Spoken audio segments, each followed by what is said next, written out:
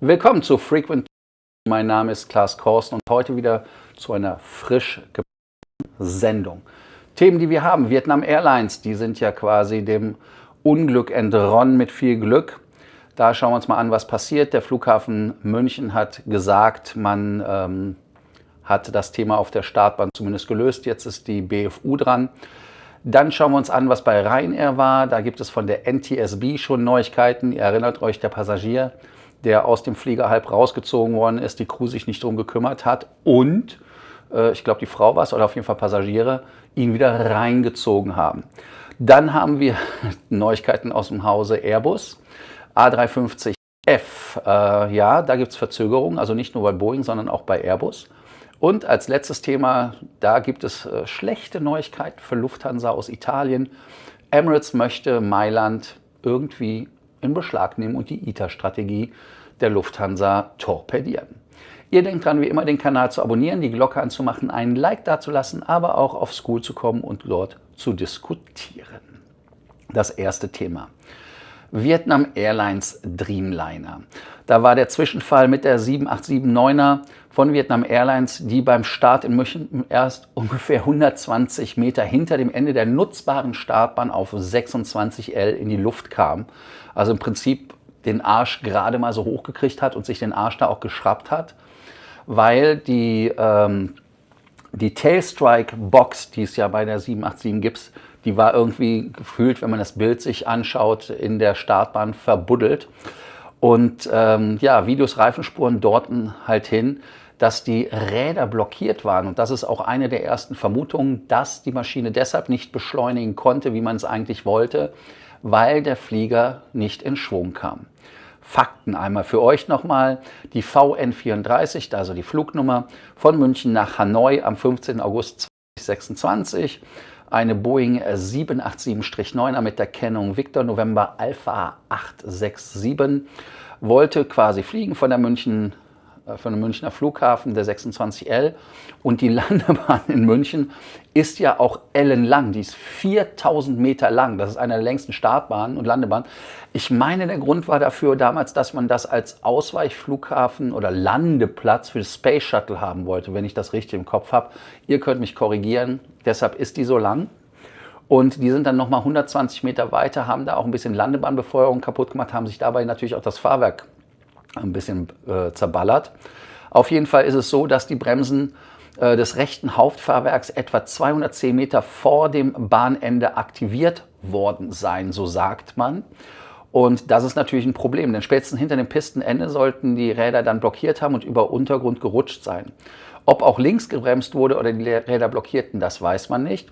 Ist anhand des gesamten Bildmaterials ja nicht eindeutig feststellbar, aber ich, wie gesagt, kann mich nur darauf verlassen, was die Leute schreiben. Und die Passagiervideos dokumentieren, da gibt es ja das imposante Video von dem Kollegen, der das Triebwerk filmt und dann auch den ganzen Rauch, und also Rauch ist es ja nicht, das ist ja eher so Gravel, wie heißt es, so Staub und so aufwirft. Starkes Ruckeln, Knall und dann sehr spätes Abheben. Dann ist man ein bisschen über Oberbayern gekreist, 90 Minuten, um natürlich Sprit abzulassen. Davon gibt es auch spektakuläre Bilder. Trotzdem war es aber so, dass die Maschine, obwohl man zwei visuelle Überflüge gemacht hat, der Tower wahrscheinlich mit dem Feldstecher, wie es bei der Bundeswehr heißt, geschaut hat, kam dann trotzdem nach der Landung halt starker Rauch. Und sichtbare Schäden sind halt wirklich die Reifen, die geplatzt sind, die Felgen, die dadurch in Mitleidenschaft gezogen worden sind.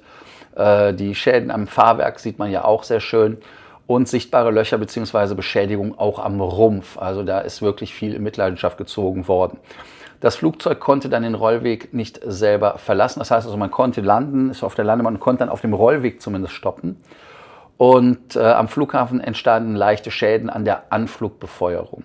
Die BFU, also unser Bundesamt für Flugunfalluntersuchungen, hat natürlich die Untersuchung aufgenommen, hat auch die Blackbox heute, ich weiß nicht, sagt man konfisziert oder wie auch immer, und hat jetzt mal geschaut, was da so die Möglichkeit gewesen ist. Also das heißt, alles, was wir hier sagen, ist Vermutung.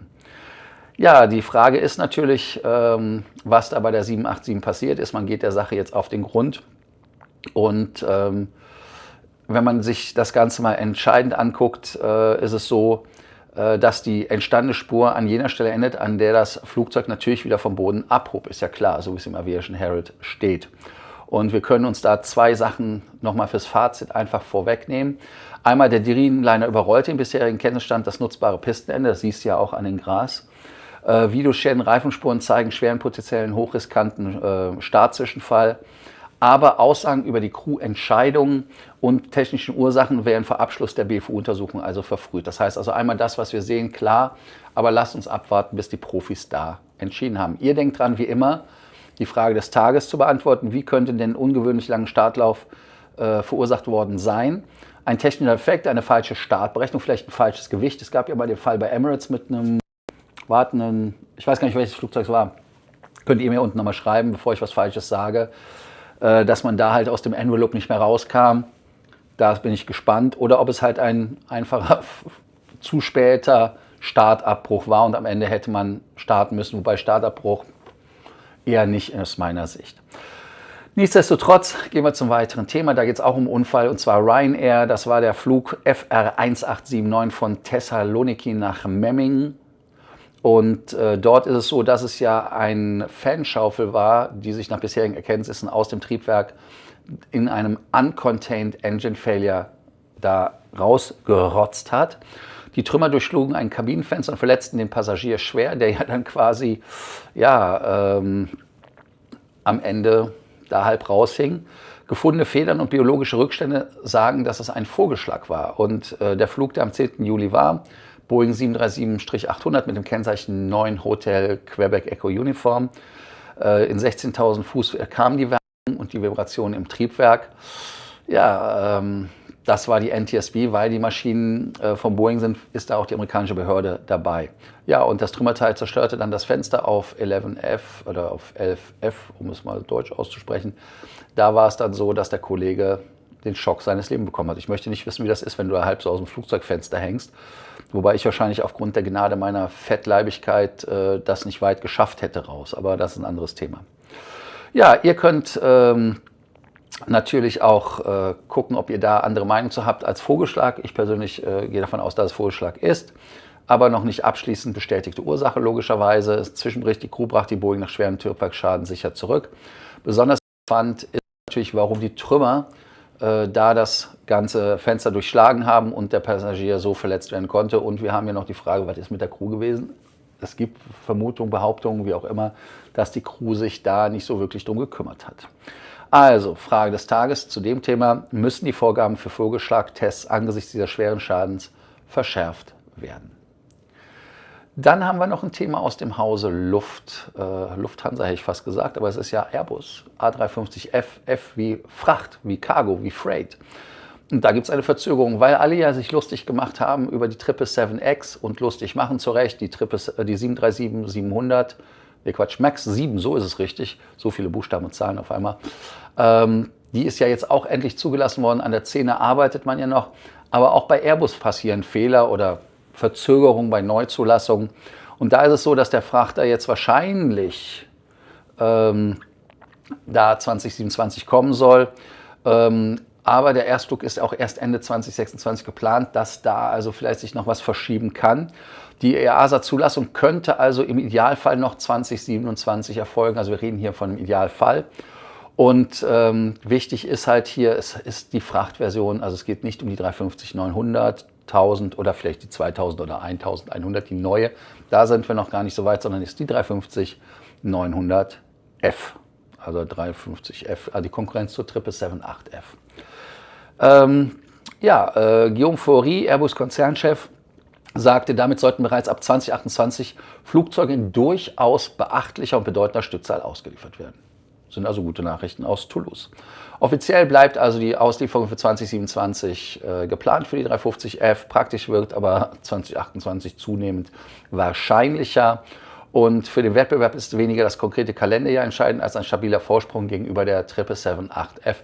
Das ist auch übrigens der Grund, warum Cathay Pacific von Boeing weggegangen ist. Die sind zu Airbus gegangen und haben ja auch für ihre Cargo die lustigen 350F gebucht. Dann haben wir Neuigkeiten aus dem Hause Emirates, aus Dubai. Die lustigen Maktums haben wieder den Lufthansa aufs Korn genommen und sie wollen da Lufthansa in Italien, in Mailand, also ITA, um ganz genau zu sein, die neueste Lufthansa-Tochter, in Rage bringen oder wie auch immer, ich weiß es nicht. Auf jeden Fall denke ich mal, dass da in Rom nicht mehr so viel Spaß herrscht. Emirates hat nämlich die Verkehrsrechte für eine mögliche Verbindung von Malpensa nach Lima beantragt. Und damit fliegen die dann natürlich nicht von Mailand nach Lima, sondern die fliegen von Dubai nach Mailand und dann nach Lima, so wie sie ja den Flug Athen haben. Sie fliegen ja von Dubai, Athen nach New York. Und damit ist es so, dass man in Peru und Italien so ein bisschen dann Gas geben könnte.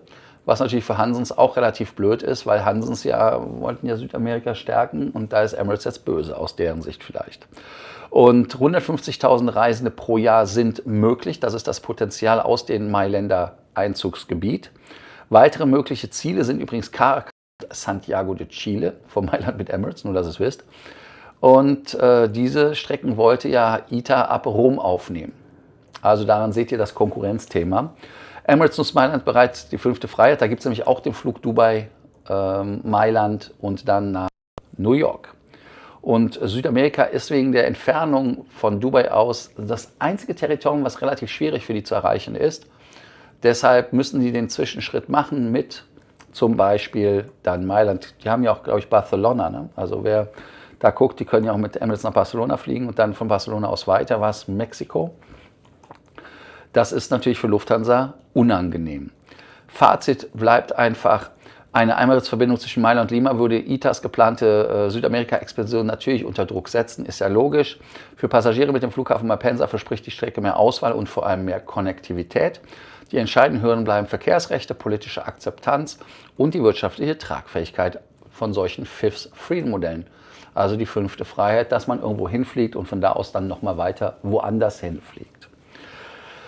Ihr denkt dran, wie immer, beim Gesamtfazit, das wir ziehen, vielleicht auch an die Fragen des Tages zu denken. Einmal können wir sagen, dass die Flugsicherheit bei 2 schweren Zwischenfällen das zentrale Thema ist.